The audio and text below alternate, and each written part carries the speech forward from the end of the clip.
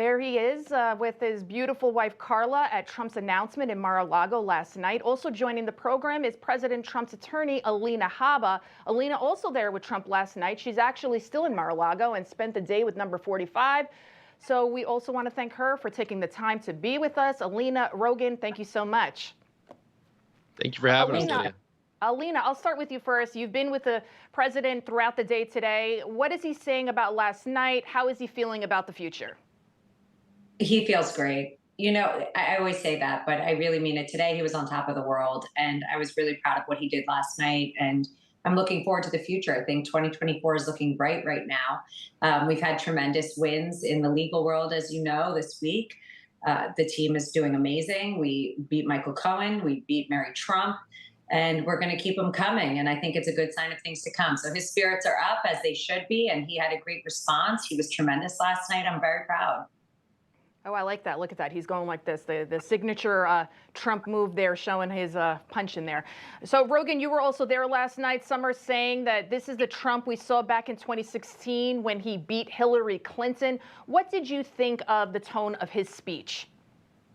That's exactly how I would put it. It made me nostalgic for the magic of 2015 through 2020. You know, we've been hit hard. The entire country has been hit hard in the last 2 years.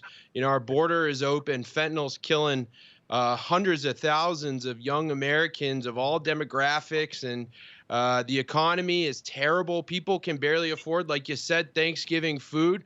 People are in a really dark spot, and we're looking for leadership out of this. And, you know, last night was a renewal of hope for a lot of people. It was that, oh yeah, this guy is the wrecking ball that we need to go into DC and restore power to we the people. And, you know, it wasn't just the fancy people there at Mar-a-Lago last night. There was a lot of his grassroots activist supporters, including myself. You know, I was honored to be in attendance, and so many others. So he is truly a man of the people. He is one of the few politicians to actually lose money getting into politics, and that just speaks to his character, that he still wants to go another round and fight for we the people.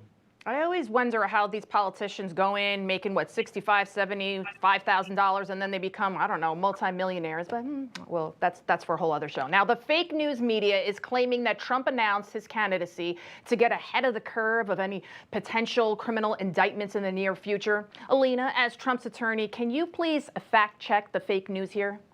I would be happy to fact check the fake news on that one. Let's be clear. Donald Trump is the most persecuted and prosecuted man I've ever met in my life. As much as I am proud to be his attorney, it is a very sad thing to see what they do to him and his family and the organization that he owns. It is a very, very, very sick thing that the fake news would actually say that, because the last time I checked, Letitia James has not withdrawn her complaint. Neither has any of the women that try and pretend something happened that didn't. He is a fighter, and he will continue to fight. But I can tell you the one thing he did was he didn't do this for legal reasons. He did this for the country, period, the end. So anybody who says otherwise, it's just fake news.